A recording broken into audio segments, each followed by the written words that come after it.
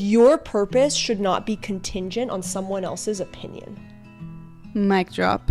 I would drop this mic, but And that's we don't have any why others. I started this podcast, because that kind of stuff comes out of Chessa's mouth, and I'm just like, damn right.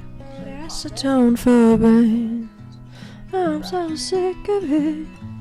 The truth sad bruise easily. All right.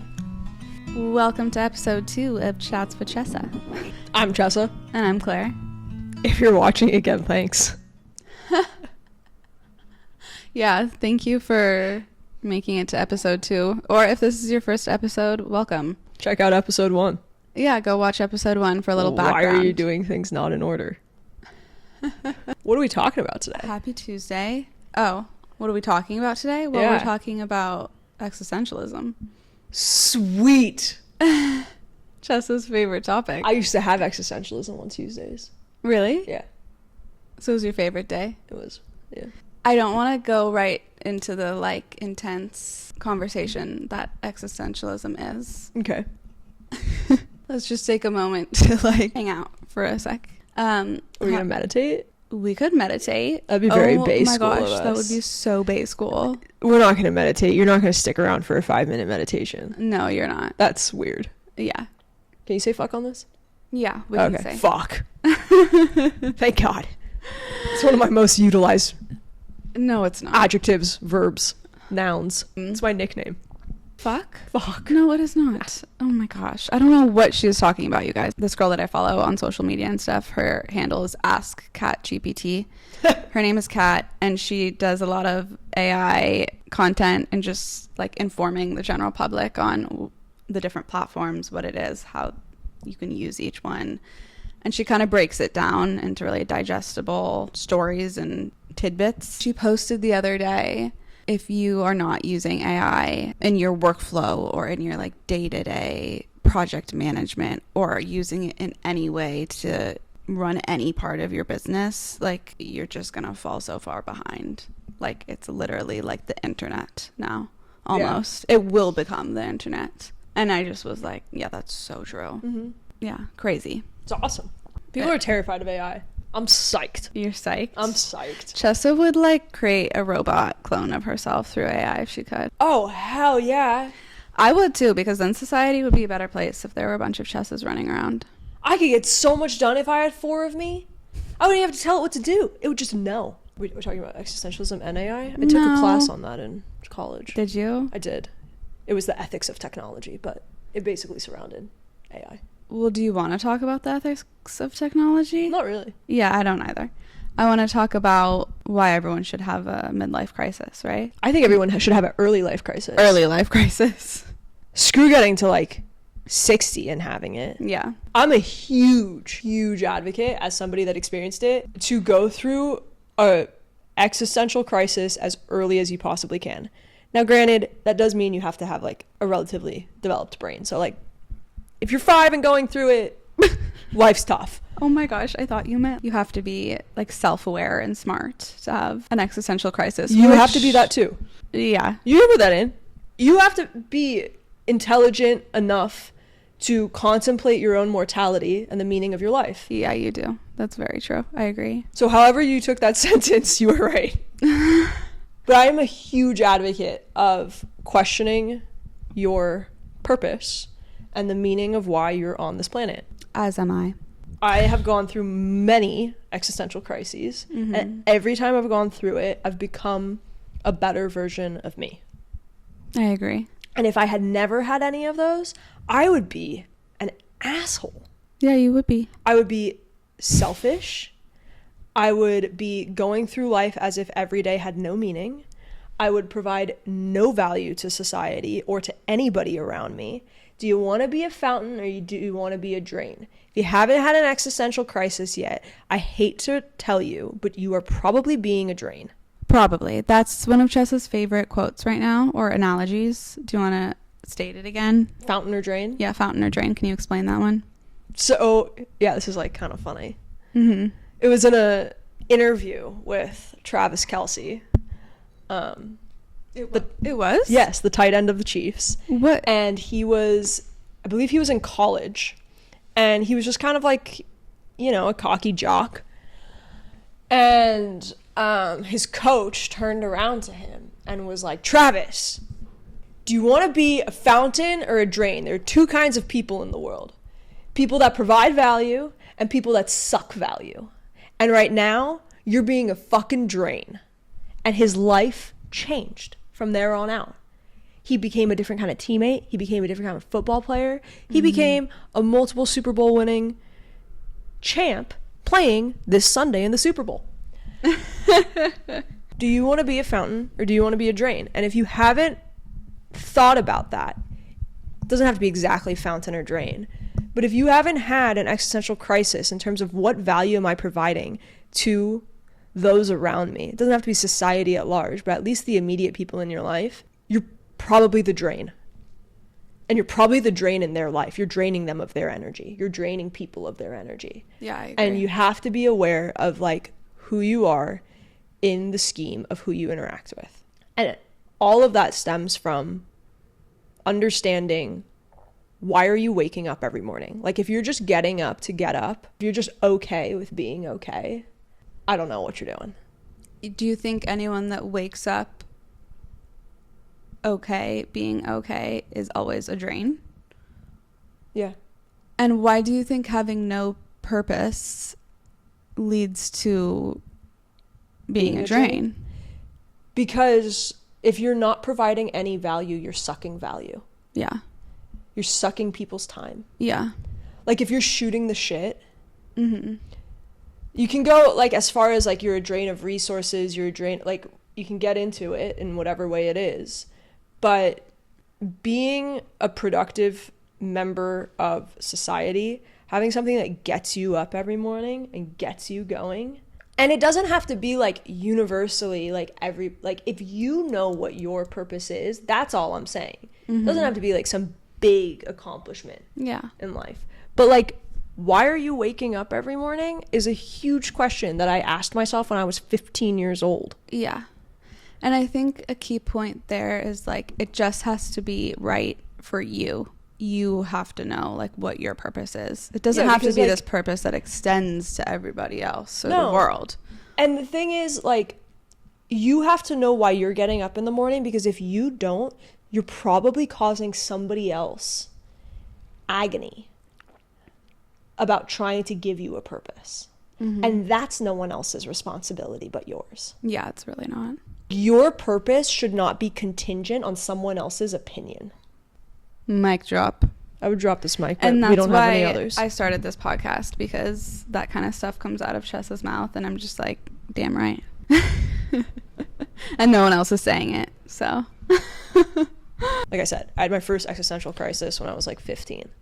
Ooh. And what that meant was like I was borderline suicidal. I'm not advocating being suicidal, but it was because I was like, why am I here? And I think that's an important question for us to ask ourselves. You've got a finite amount of time that you're going to live, and that finite amount of time is unknown to you. Yeah. It could be like, I could freaking have a massive heart attack in 35 seconds and this could be it. Oh my gosh. Babe. But it's true. I know. That's the point. That's the exact point, right? Yeah. Like, you cannot take time for granted. So what do you do in the time that you have, not knowing how long that time is make as much of an impact every day as you can. Yeah. For me, that's taking advantage of like every second I'm awake. Find what you like to do. Yeah. Don't wait until you're 60 or 70 or 50 if you're 20. If you are 50 now, obviously, now's a great time. But who's to say you're going to live that long? I know. You know, people are like, when I retire, do you know how many people don't make it to retirement? And I'm not saying it's like because of like, no, but I'm saying like, how many people don't live to retirement age? I know. A lot. Especially the average American. Yeah. So who is why saying are you that? living your life to get to that point then? Why are you going to start? And this is not me advocating for quitting your job and like throwing your hands up in the air and like hitting the club every night. That is not what I am saying. And if that's what you're Chessa like, has also very strong opinions about that. well, I think that's a waste of time. Yeah. And I think you have a finite amount of time. Yeah. And utilizing that time to intoxicate your brain, to be absent from a life that can be taken from you at any second, is absolutely irresponsible. I have very strong feelings about this, clearly. Yeah. Oh my gosh. Okay. That's why I stopped drinking. Yeah. Was after like my third existential crisis. Can we go back to your existential crisis as a 15-year-old and how that played out? Like, what happened during your existential crisis? Well, I was very fortunate enough to go to a high school with Claire that offered a class called Existentialism. Oh, and that prompted you to have your first existential crisis? Well, no, it was in humanities my sophomore year first. And I think we were reading Kierkegaard. Uh-huh. And then, you know, the thinking about the work started getting me, and Kierkegaard's a huge existential writer. But we weren't necessarily studying existentialism at that point. But yeah, I started asking myself questions like, so what's the fucking point of being alive then? What's the point of being alive if I'm just gonna die anyway? And you started asking yourself that at 15 years old? Correct. Wow. And then I took the existentialism class. I think that was like, I was 16 at that point. And our teacher, who is still alive, Jesus, is responsible for who I am today, I think, almost as instrumentally as my parents. Yeah, I think that's really sweet. She was the teacher. She was the philosophy teacher. But she started off the class and was like, look, you're gonna have some pretty dark thoughts in this class. And like, if you have suicidal thoughts, like, come to me. But like, I'm not gonna tell you that you're not gonna have those. All my friends make sweet fun of me. Existential crisis, we're going to say it so many times. I feel like we should call it like EC or something. Your EC at 15 years old. My EC sounds like a bowel disorder. Ew. It kind of does. Okay. Let's talk about your EC at 15. We can keep it existential crisis. X crisis. We don't like those either. We're to stray from all crises of X's. Yeah. Okay, you were saying that you have to like hit that brink of something. Discomfort. And that discomfort is actually like unbearably uncomfortable. And what was the discomfort that you hit at 15 years old? Just the question of why am I alive? Yeah. And contemplating that? Yeah. What's the point? Why do I get up every day? Yeah. Why am I getting out of bed, going through the motions, if that no matter what I do, this ends in death? And you were thinking that at 15 years old? Every freaking morning. Wow.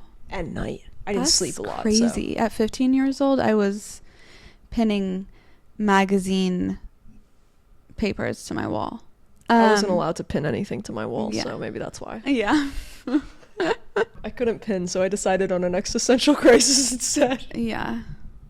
What was like, how did you come out of that existential crisis?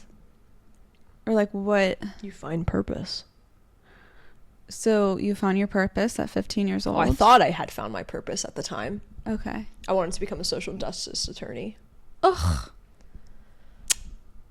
You did? I did. Well, I first wanted to go into corporate law. I wanted to become a managing partner. And then after a very successful corporate legal career, I wanted to proceed then into social justice. What kind of social justice? You know, like LGBT rights, things like that. Equal Rights Amendment, which is now ratified. Great. But, yeah, you know. But I also, like, love corporate law. No one says that, except for corporate attorneys. But I love corporate law. So I also wanted to do that simultaneously. Two things can be true. Yeah. So that was my purpose at the time. That is so amazing. Thanks. When was your next existential crisis? My next existential crisis was... Probably post-college? Yeah. Like right after I graduated. Yeah. I graduated early. I graduated in December, so I finished college in 3.5 years. Which graduating college is already like a very weird time in a person's life. Doing it in December with nobody else was lonely. Yeah. So that definitely sparked a dark existential crisis. I was going through a breakup. I'd started a company. It wasn't where I wanted it to be. That was one of my darkest existential moments. Yeah. I was way darker than 15, I'd say. Oh, well, yeah. You were what, 20? I was 22. I just turned 22. Yeah. That was tough. That was like a full 2 years probably. Yeah. 2018 to 2020 was like a full existential crisis time. Yeah.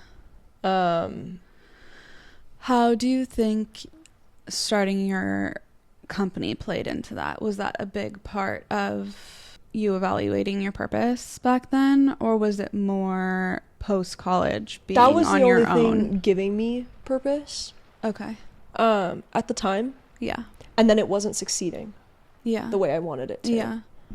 And so it was all I had, but it wasn't much. Yeah.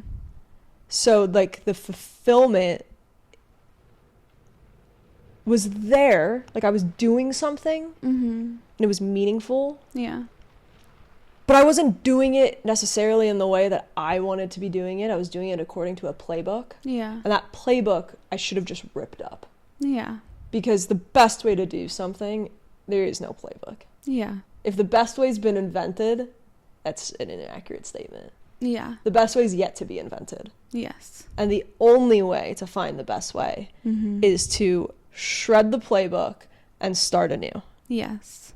And so I was following a playbook I didn't believe in. Yeah. But I was building a company I did. Come 2020 probably at that point. Then I started realizing that I was playing a game that I didn't want to be playing, but I loved the sport. Right. If that makes sense. You just needed to play a different game. Yeah. I needed to play my game. Yeah. I needed to be me versus me. Okay, so... And I'm not good at following the beaten path of anything. No, you're not. It causes me a lot of anger. Sadness. I feel... unfulfilled. Normal. Yeah. I feel like I'm fitting a box. Yeah. And I get very uncomfortable in boxes. Yeah. You're more comfortable outside of the box. I love uncharted waters. Yeah. I hate road maps. Yeah. I know. I like the blank canvas. So. Yeah. So that was my second existential crisis. Okay. That was a big one. I don't think I'll ever it was a big one. It was a long one. Yeah. It was a tired one. It was exhausting. Yeah. And it was like, where's rock bottom? Yeah. And I found rock bottom. You hit that rock bottom? Oh, yeah. I thought I had hit rock bottom. That was like 2019. No, that was like end of 2018. End of 2018, you thought you had hit rock bottom before in your life? Kind of like January of 2019. Okay. December 20. And then I was like, nah, dude. Let's go find another rock bottom. You purposefully not purposefully, I was like, but what? It happened. And all the signs were like there, like I was smoking, I was drinking, Yeah. You were on wall. I was a high performing suicidal person. Yeah, you were. It was also like I needed a reset, I had to go back to me. Yeah, you did. And I think it's true for anyone. You try and be someone you're not, and yeah, you're probably going to want to get to a point of ending it. Yeah. And when did you come back to you? I came back to me 2021. I think I took 2020, not purposefully, but, COVID happened, pandemic happened, shelter in place happened, and that was probably the best thing that could have ever happened for me. And I think I let myself feel the existential crisis. Yeah. Simultaneously, I had quit cigarettes. You did. I'd quit alcohol. So then all I had, business wasn't very busy. All I had were my thoughts and you. And yeah, I was like gonna my say, parents, like every me now begging and then her. when we would like fully quarantine for 2 weeks, then we'd go see them. Mm-hmm. But there were no more ways to distract myself from my reality. Yeah. And that was a blessing. And the reality was that you were pursuing things and doing things that didn't fully align with your purpose and who you are. Yeah. And I mean, I don't think I was like actively doing it. Like, I don't think it was conscious. no, I know. And like, I'm just, it was great because I yeah, got to come to the realization. yeah, When you sit with your feelings and you sit with yourself, yeah, some pretty freaking amazing things can happen from that. yeah, they really do. But like I said, that's the discomfort. Yeah, Some people just stay like where I was in 2019, 2020. exactly. You know? Most, Most. I would say most. Some people even get to like the 2020 like progress part, and then they find like the escape route, and they're like, oh God, comfort. Because it's too hard to keep going. Yeah. Yeah, And it is. It's really hard to But keep it's the going. best thing I've ever done. Yeah. For my mental health, for my physical health, and for my business. Yeah. I'm proud of you. I'm proud of you. Because you did it all with me. I did. I watched her grow into this amazing, And I watched you grow. accomplished young woman. Yeah. We were lucky because we have two moms. Wait, our moms are not each other. Yesterday, We each have a mom. Yesterday, I'm not going to mention who it was, but somebody asked me if we were sisters. Yes, we have. Two incredible mothers, are each our own mothers. Yes. Who are friends, though, Who are friends. which is great. And they are like our second moms. Yes. But we had like a lot of unconditional love that like no matter what was going to happen, we knew that they were going to love and support us. No matter what. No matter what. Even if they were sketched out by us being together at the beginning, Yeah. which they were. But Well, all we good. weren't in a place I to would- like be dating. I Well- would be heavily sketched out by us too. I was going to say that too. Rightfully so. Yeah. We were lucky in that regard. Mm-hmm. But also like we had each other's unconditional love. Mm-hmm. So that like we had the space to fuck up. Honestly too, like we'd fucked up so much. Like what was another fuck up? Oh my God, we had, I was going to say messed up, but yeah, we had fucked up so many times. And But it's yeah, I okay. think the support, yes, it's okay. And I think the support is definitely an underrated thing when you're going through those things. Yeah. And Like- it was the support to fuck up. Yeah. Right? Not just, yeah, exactly. No one, like, God bless them because I'm sure they were worried out of their minds. Yeah, God bless them is right. But they let us fuck up. Yeah, And I think as a parent, that's hard to do. that's incredibly hard to do, but it's also the most incredible thing you can do for your child. Totally. We talk about this all the time. Parents need to let their children fuck up. Yes. We're not parents yet, but Yeah, we do not know this from experience, but I know this from experience of being the kid. that's true. Worked out. Yeah, it did. I mean, me too. But when you don't let someone fuck up, when you try to prevent their fuck ups, you prevent their growth. Yes. And you prevent their learning. Completely. And you can voice an opinion, but you cannot enforce an opinion. Mm-hmm. And that's a fine line to tread. It really Someone is. can make you run, but until you want to run, Yeah. You will not be going anywhere. yeah. How many times were you forced to go on runs as a child? All the time. And did you ever want to go? No. Did you ever take up running? No, I never thought I would. And then when you did, and it came from within, Yeah. Then I accomplished what I wanted to accomplish. because it was what you wanted to accomplish, Yeah. not what somebody else wanted you to accomplish. Yeah. Somebody else's accomplishment desires is not your responsibility to fulfill, Yeah. right? And like that's kind of the existential crisis in essence. Totally. Yeah. Right? Is you have to find you. Yeah. You have to find your North Star. Yeah. You have to find your purpose. Yeah. And the hardest part about that is taking the volume of the peanut gallery that lives around you and turning it off. I know, it really is. And sitting here. So hard. Right? Yeah. Sitting right here is the hardest thing you can do. Yeah. Siri telling you how to get from point A to point B is great and all. Yeah. But if you were to go and trail that map yourself, that fulfillment is infinitely more valuable. Mm-hmm. I agree. And all the things you learn along the way, when you get lost, all the places you discover. I'm taking this Siri metaphor really far. All the good taquerias you come by, you would have never found those had you just clicked shortest route. Yeah. I can't tell if it's sad or not sad that what we're basically saying in order to find your purpose in life is to go through something so existentially intense and traumatic. I don't think it's sad. I think, look, we're brought into this world without our input, right? Like we just plop, like we're just here. Yeah. Like So, we did not choose to be here. Right. As individuals. Correct. Yeah. And then we're like asked to figure it out. And do all these things. And then die. And be like productive and then die. It's easy to take it all for granted. Yeah. It's easy to take every day for granted, right?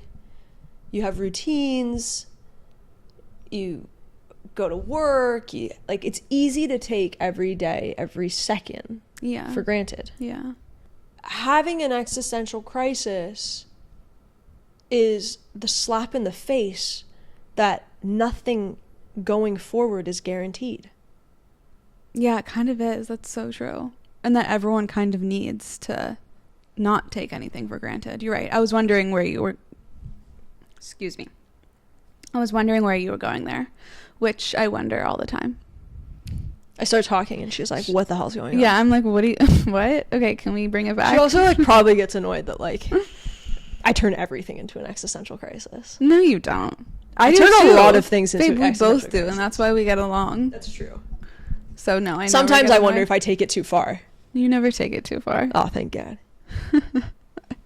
I want to relate this to career stuff and how having an existential crisis, I don't know. How does it tie in? Yeah, how does it tie in? How does it maybe propel you to find a better career? You know? I got it. Yeah. You spend 3/4 of your life at work. Yes.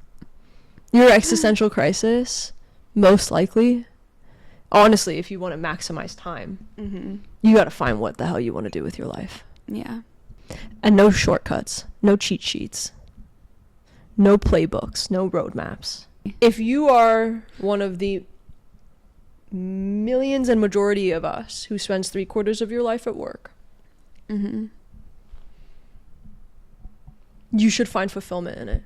I'm not saying find your passion. Yeah. I'm saying find fulfillment. What do Those two things can overlap, but they don't have to. Yeah. Sometimes what you're best at isn't necessarily what you love the most, but it is how you provide the most value. Yeah, for sure. And that's okay. Yeah. I love playing guitar.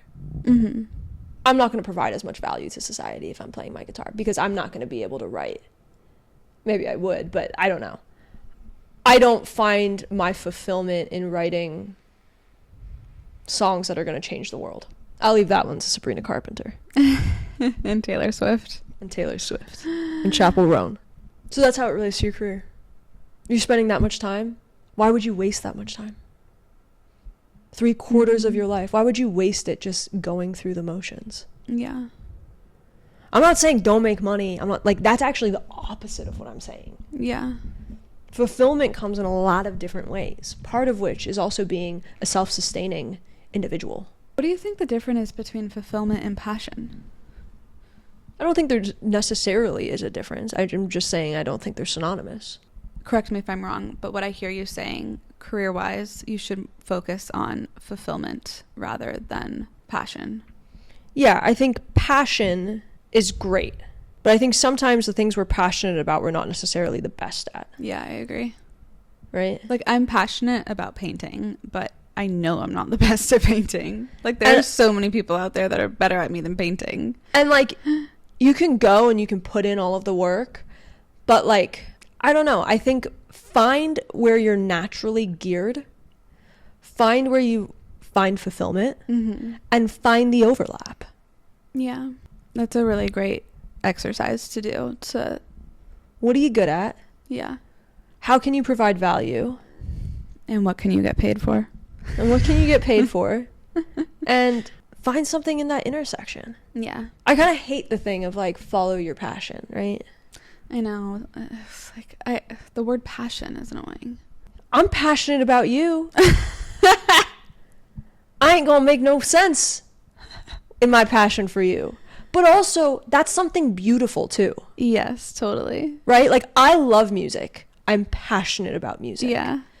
There's something beautiful about the fact that I make no money from it. Yeah. And it gets to stay a passion. Yes. Because eventually when you turn that passion into work, Yeah.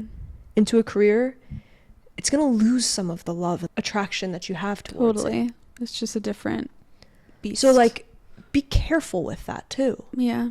Don't taint it. I want to summarize all of that into like a few bullet points that people can take away. Okay. One being having an existential crisis is not almost, but is necessary to truly finding your purpose in life. Also, for the record, we're not saying like go put yourself in. Well, we kind of are saying go put yourself in an existential crisis. It doesn't. Okay, so here's the thing. Like, for some people, having the discussion with yourself about what gives me fulfillment and like what's my purpose doesn't necessarily lead to an existential crisis. Mm-hmm. I'm just saying that's what it was for me. That's true. That's so true. I think for both of us, that's what it was. We are looking at it from our own point of view and our lens. Yeah. I'm not advocating for anybody to become suicidal. I'm not like, Yeah. no. No. Your life is worth it. Yeah. For a lot of people, it can just be a simple sitting down with a pen and a notebook for a couple days or going to a retreat and looking inwards. Honestly, spend a night. Yeah. Start there. Yeah. Instead of like tossing on your favorite TV show, ask yourself like, why do I do the things I do Yeah. every day? Yeah. Because society told me to? Nah. Because mom and dad told me to? Yeah. Because my teacher told me to? Because my friends are telling me Because to. my friends are telling me to? Because I want to fit in? Because I don't want to stick out? Social media is telling me to. Do you even know that you're being told to? Probably not. A lot of people don't. I know. That's a great So, point. just like, start with just thinking about it. Mm-hmm. There's no like crash course in finding your purpose. Like, I can't give you your purpose. That's the whole point. Yeah. Like, if I could shake a magic 8-ball and tell you what your purpose is, life would be so easy. Yeah, for sure. But it's not. Life's not easy. Okay, so we're getting off track again. So what do you do? So, well, we had Find your purpose. Uh-huh. And that was a good Ask yourself takeaway for what finding your- your purpose. Ask yourself what your purpose is. You might already have it. Yeah. Do you believe that's your purpose? Is that a self-imposed purpose? Yeah. Or is that a society-imposed purpose? Yeah. Find ways that you can translate your purpose into a job. And then start executing. Start executing. And also, outside of the job, Mm-hmm. constantly ask yourself, Mm-hmm. am I a fountain or am I a drain? Yes. Am I a fountain or am I a drain? Because there's no in between. No. So which one are you? Which one are you in like people's lives? Yeah. Do you think you're a fountain to people? Are you adding value to their lives? Or are you just sucking them dry? I shouldn't say that. No, yeah, you can. Sucking them dry. That's really sexual. Sometimes Chessa and I, when we hang out with people, will congregate afterwards and we'll be like, do you think that person's a fountain or a drain to the people in their lives? Or we'll just get in the car and we'll be like, oh my god, that person's a drain. Yeah. Or like, oh, that person was such a fountain. Yeah. I know. Let's focus on the positive. There are lots of fountains. There are lots of fountains. Be a fountain. Be a fountain. Let's We've got questions. Let's get a little more lighthearted around here for this Tuesday morning. So you guys asked us a couple questions. Thank you, by the way. You guys are adorable. And we're going to answer them. What's the first one? What's our favorite Persian dish? Can we each have our own? Yeah. My favorite Persian dish? Ugh, that's so hard. That's hard. I have to say mine's probably lubia polo. It's a green bean rice with lamb or beef in kind of like a tomatoey sauce, but it's not saucy, it's dry. Ugh, it's next level. That's a good one. Yeah. Mine's horse calves. Ugh. Yeah. Yum. And what is that to our? It's like a stew with lamb and celery and Herbs. Yeah. Served with basmati rice. Yeah. Yeah. What is your favorite thing about each other? Where do I start? I'll go first. Okay. About you. Well, where do I start is a good point. There are lots of things that I love about you, obviously, but my favorite thing about you is how loyal you are. Like, you will jump in front of a bus for the people that you love. And I think that's so rare. And I just think that shows up all day, every day, in the way that you show up for your friends and your family. I also love how funny you are. And I love, well, I'm getting Yeah, more. you're kind of going like Okay. into more. Okay. I'll stop there. My favorite thing about you, and you're going to find this surprising, Oh, gosh. Okay. is that you see the good in people before you see the negative. Oh. Do I? Oh, yeah. Oh. Claire thinks that like human nature is inherently good. I do. And Chessa doesn't. I do not. No. That's what I love. That's why I love it. You balance me. You're very like nice and understanding and accommodating to those around you. And then this guy just called me Chessa, so that's a good start. Chessa.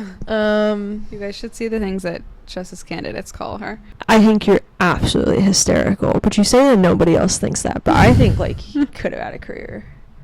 Chessa thinks I'm so comedy. funny. It's She's so so cute. funny. Like some of the stuff she says, it's like, where did that come from? I love you. I love you. Chessa has to read this. My brother asked, when's the wedding? Just trying to plan. Thanks. The engagement has to happen first, so like why would I tell you when the wedding is?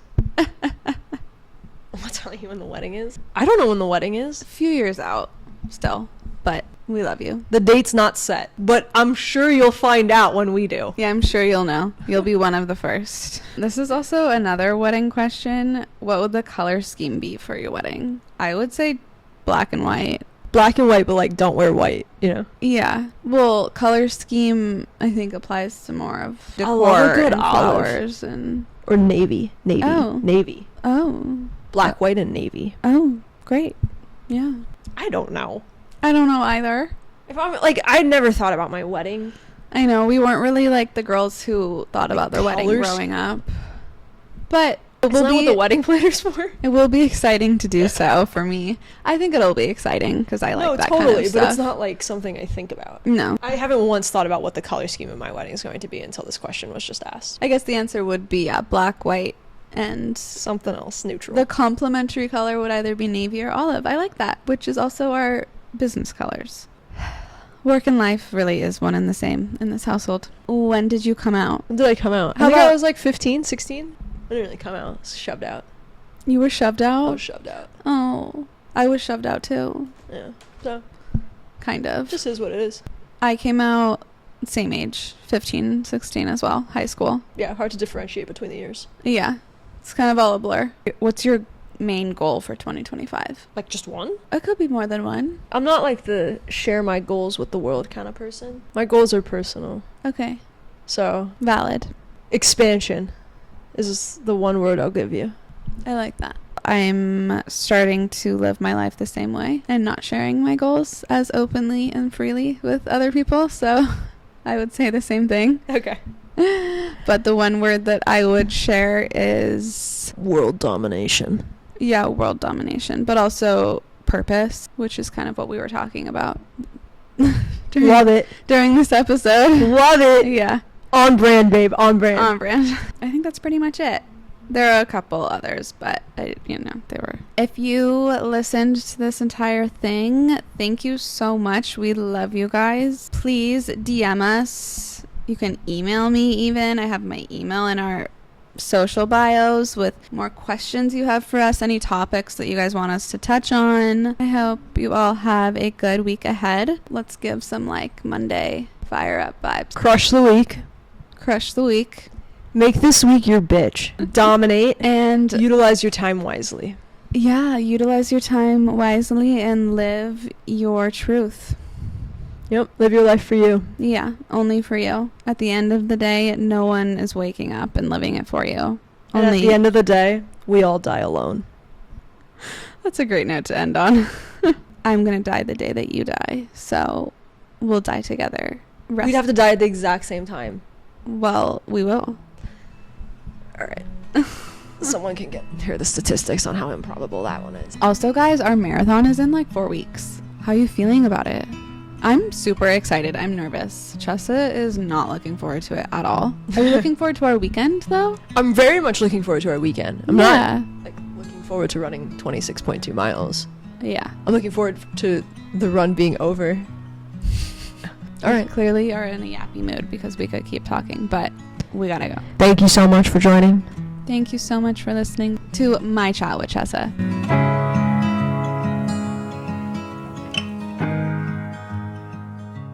Chessa literally watches shows to fall asleep. Yeah. Not only shows. Otherwise, I think about that.